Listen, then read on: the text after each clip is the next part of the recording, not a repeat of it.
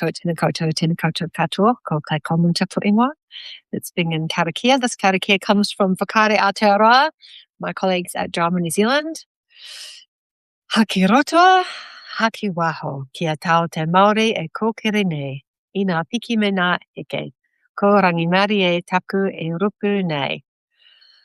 Through the ups and the downs, let's breathe in, breathe out. Tihei Māori ora. All right. So in today's session, we're going to be looking at the Timotaihou framework, which I'll be honest, I almost missed the fact that they were consulting on this document, or that this was in fact still in draft when all the material came out around consultation. And so, yeah, I suddenly went, oh yeah, this is still a draft as well. And in terms of the consultation documents around this, it's slightly different to what we've looked at before with the learning areas in terms of the questions they're asking you and obviously what we're going to be looking at. So again, as ever, I'm going to take you through the kind of guide to the consultation questions and then a little summary of some of the key issues that we've gathered around the framework, and a little bit of a look at comparison between the 2023 draft and the 2025. And that's where I thought we'd start this afternoon session, actually, if you don't mind.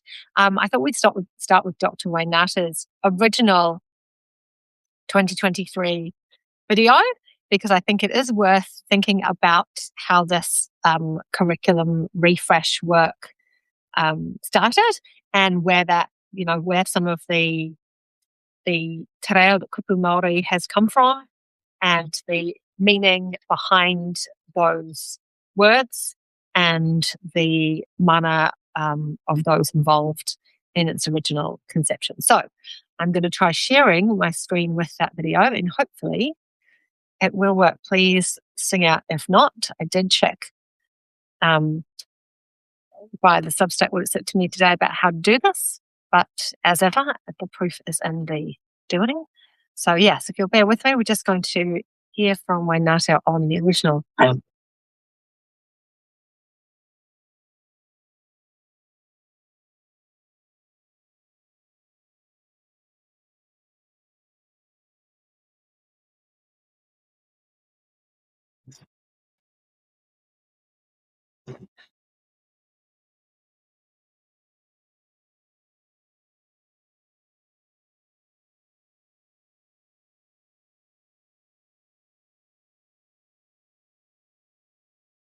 We can't get the video.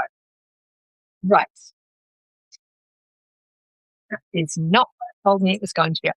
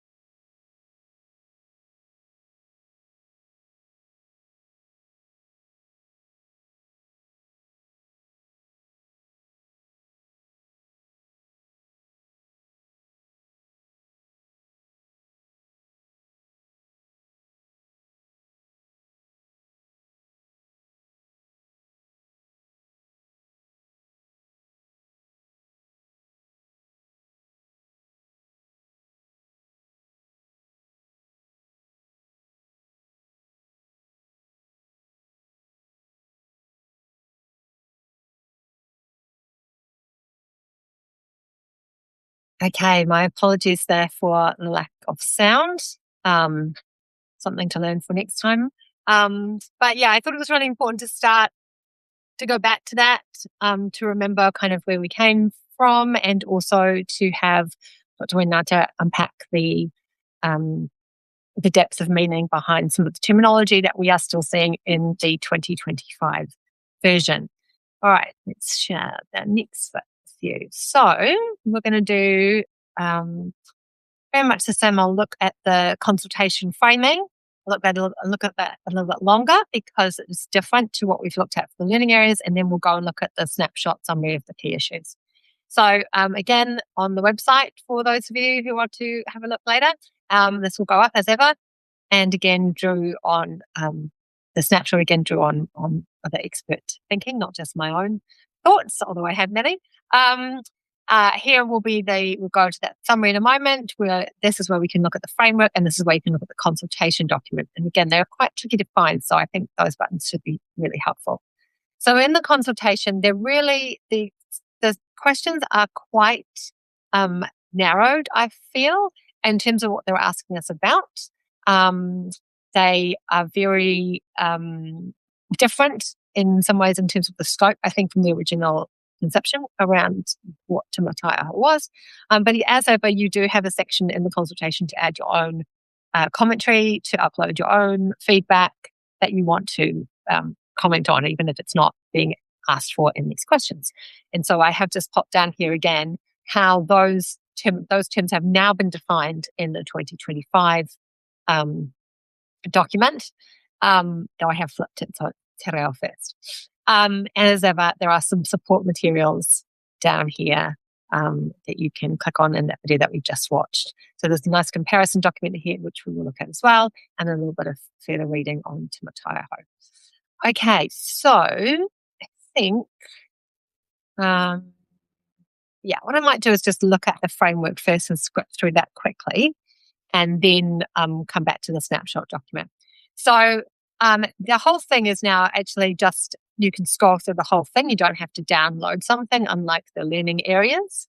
Those of you who are familiar with the 2023 draft will see there's quite a lot of change, quite a lot of variation in terms of not only the content, but also the imagery and the layout. You can see here this kind of more hierarchical learning structure, I guess. But we have a shift that has happened, I think, when they were in the midst of this, is the addition of capabilities, which for a time were not visible in the learning area and in the learning area structure, and are now down the side. So the purpose around here, again, mātauranga, equity and excellence this time, content, this kind of more disciplinary focus, and again, this terminology around what knowledge rich is, quite different to the holistic well-being focus of the 2023 document. It has, again, gone back to and retained some capabilities that were woven into and woven alongside. And now, as you can see in this learning structure, are more sort of on the side of everything else, rather than woven and included as part of the learning areas themselves. It talks about the requirements around literacy and maths. It talks around the timing requirements now, the way that we might design teaching, and some of the new assessment progress markers that we've seen in the assessment materials that have been shared with parents more recently. Here, in terms of the learning connection points, again, the framing and just the imagery here, you'll notice looks quite different to what we had with the original Te Mataia Hou. And then the learning areas, we have some slight changes. You'll notice in the arts, we talked about this in our arts version, the requirements are different and the timings are different to what we currently have, and that you only have to go forward with one art form into years 9 and 10, as opposed to exploring all 4 art forms. There's some conversation about flexibility and choice. There's the issue of the time allocations of the learning areas, so how much time you should be assigning to each one. Again, that's I think putting a very different sort of sensibility about things, um, and some more detailed uh, definition around what they consider effective teaching and planning to look like. So we've got this notion of explicit teaching, which I think has been conflated with a sort of didactic way of teaching, as opposed to the notion of intentional teaching, which can form with many different forms. And this lays out how each sequence is going to look. I'm whisking through because I'm seeing the time. And then here again, we sort of got the statement about sense of belonging and being valued and being responsive. But it is kind of an added on statement here, as opposed to thinking about how that aligns with this sort of explicit teaching and very prescriptive model that we've seen in the learning areas. So creating responsive learning environments, I think, poses an extra challenge with learning areas that are so prescriptive and so content heavy, and so don't leave space for localized curriculum in the same way that our original Tūmataiho draft did. We've got a lot around the assessment data, and that's a lot of the things that have been coming out in terms of these new progress descriptors. But some of the original terminology around, things that were hoped for in terms of relationship do remain. I just think, again, there's probably one of the chief critiques, and we're going to come to that now, is around how coherent that is in terms of how it's realized through the actual work.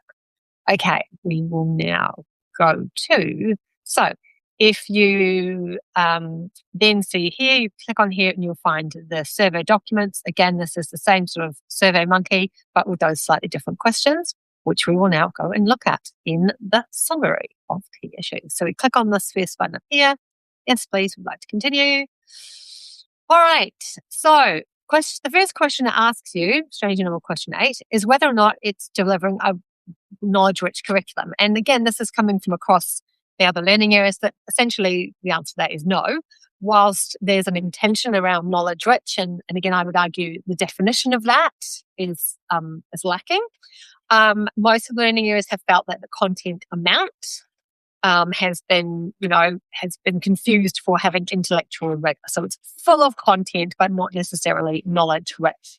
And it's a very kind of narrowed scope of what we think about knowledge, not deep, rich understandings about the world, but more actual, concrete, kind of declarative facts. And again, that notion that having that high level of prescription is going to be really difficult to allow for equity in terms of the variability of location of schools, the resourcing of schools, the expertise that they may have within their areas. So we've got some examples of that from a couple of the learning areas around knowledge, about, again, what knowledge has now been defined as and what it considers to be essential. The arts, talking about that sort of very white middle class knowledge, it is positioned as exclusively the knowledge. Social sciences, if you were in that learning area webinar, they talked very much again around history being sort of a Western development of, democracy and Socrates and Greek European imperialism, and that's where the bulk of the time is being spent. And the loss really of Mātauranga Māori knowledge and a recognition of that as a foundational place, particularly to us in Aotearoa, and our commitment to Te Tiriti o Waitangi. So Mātauranga Māori has kind of been tacked on in places, and that's changed very much our understanding of knowledge. Does Tūmataiho make clear what schools must teach? I think there is an increased specificity, and there's an acknowledgement that might be really helpful to our early career teachers, because it gives them, a really very pinpointed on exactly the thing that they need to be teaching. The difficulty with that, of course, is that it is limiting in lots of respects, and also it's not coherently done across all of the learning areas. And we've looked at that across the webinars, that they'd have different organising structures, so capacity and ability to do integration, places that, more experienced teachers are going to be able to really seize and be responsive to their learners, that space is now not allowed, or there's no allowance for that. There's no affordances for that. And a couple of examples here talking about the ways that the different learning areas have been organised in ways that don't make sense, essentially, to those learning areas. Does it support delivery for all learners? This is a real area of main concern, I think, for me, about the change to the framing and how that's then impacted on all of the learning areas, is that this kind of confusion between explicit teaching, which can take many forms, intentional explicit teaching that can take many forms, and kind of direct instruction, that we should all be learning everything through direct instruction all the time. And a kind of one-size-fits-all approach, not only to our learners and the diverse groups of learners that we have, but also to our learning areas. And that's in contrast to what best evidence tells us about practice in those learning areas. Across all the learning areas, there's a real loss of the significance of our applied learning. So again, thinking about the variety of learners that we have and what they're going to be interested in doing and what our contexts and spaces are going to be available to us.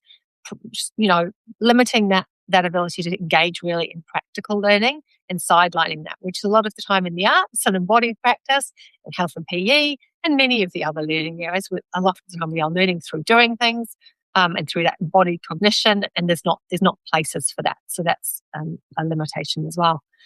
The differentiation question and how this framework, which is now a year-by-year framework and is very, it's mandating across the idea that you are learning at this year level, regardless of what year level you might have come into school at, or whether or not you're new to the country, or whether or not you are a gifted and talented young person who's jumped ahead. The idea is that all classrooms are going to teach the same levels, and I think that's going to be quite difficult. And then again, this notion that Mātauranga Māori has been sort of thrown in randomly. So bits of tokenistic te reo in places. The structure and the design of this framework is still very much coming from a particular worldview, and it excludes a te ao Māori lens, and it does not demonstrate how a bicultural teaching can be authentically realised across subjects. And we know how much from Nellie Betterman's research and others, how important it is to have those relationship building, that kind of strong sense of ako and reciprocal teaching that we get through in working in a Mātauranga Māori way, and how wonderfully that works for all learners. So what's gone?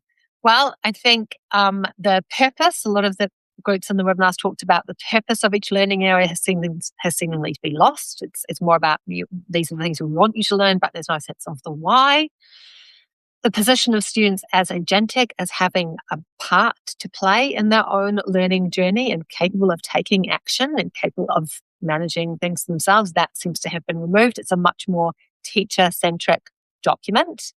Some of the challenges of the future challenges of the world in terms of climate change, in terms of our development of critical literacy, and I would say critical feeling, thinking about the role of generative AI, those crucial kind of hot button issues, I think, about the world that we're currently in are not there. And alongside that, the development of essential capabilities for the 22nd century. So thinking about creativity, our resilience, our ability to collaborate, these are big, globally acknowledged and important capabilities, and they aren't really very present within this framework or within the learning areas as well. So not woven in. And across the learning area, this idea that the sort of students are now being taught what to know rather than how they might think within each discipline. What is the nature of each learning area? So it's kind of reducing that, again, that life-worthy learning. Why am I engaging in this learning? Down to sort of a collection of stuff I've collected. But then how transferable is that? So we wanted to build conceptual understanding, and this is what all of the education research will talk about OECD 2030 plans, about future learners, building really deep conceptual understanding along with knowledge. They need to know things to do that, but then they can transfer those concepts across different contexts. So they do need knowledge, but they need so much more.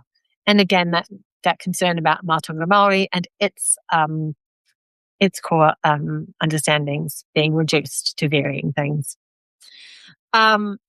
Yes, Kate. And so I think this is a handy table. This is the AEC's table, and there's a link in this document to the article that goes along with it. I did a similar thing myself to look at the comparison between the 2023 draft and the version that we've got now and some of those shifts. And I think you can see a really significant ideological shift about what the purpose of education might be. And that's sort of impacted across all of the learning areas to varying extents. And I would argue that some of the things that they have, that this version is suggesting it's going to do in terms of greater coherence is not actually working at all because of the fact these learning areas are so kind of seemingly disparate and do not have a cohesive whole, a cohesive centre. I must say for myself, when I was working in the previously under the previous Tūmataiaho version, and we were working in the refresh, it was a sense that it was a refresh, not a complete rewrite.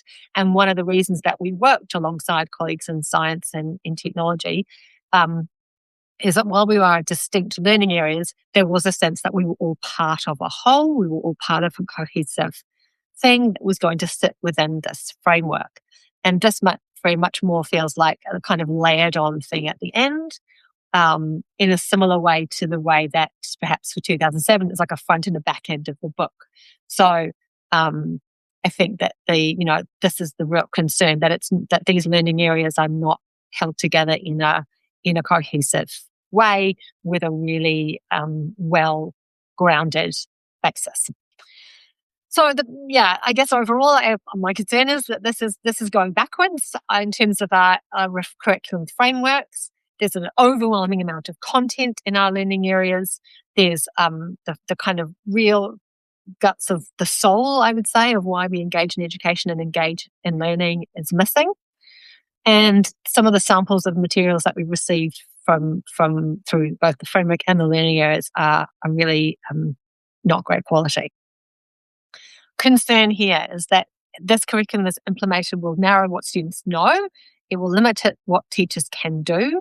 It's going to reduce a teacher autonomy and their professional capability because if we are using very heavily prescribed materials, teachers will no longer have to be curriculum designers and won't have the opportunities to be responsive in that lovely, rich way that they are with their knowledge of the learning areas and their knowledge of the community and the context and the children in front of them. They won't be able to, they'll be doing those things anymore and will potentially lose that capability.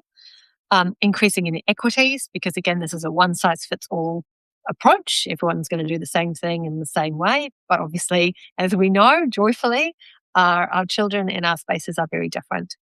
The recolonizing concerns that a lot of the material is coming from a very narrowed part of the world and a very kind of narrow view of that part of the world, and has lost a lot of the Aotearoa element and the Mātauranga Māori and the wonderful rich learning and opportunity that we have through that bicultural lens, and will marginalise a lot of our diverse communities as well. So reducing the richness and the relevance and the joy, I think, is probably the bit that really worries me. New Zealand have been recognised for curriculum frameworks that were conceptually sophisticated. We knew there was something that needed to be done with refreshing it. We knew we needed to embed some more knowledge into those things. But this seems to have gone very far over into kind of content-heavy, transmission-based, and it's not supported by our international research. So I think I will stop there and just go back over to that framework sharing. Well, she says, what am I sharing now? I'll go back.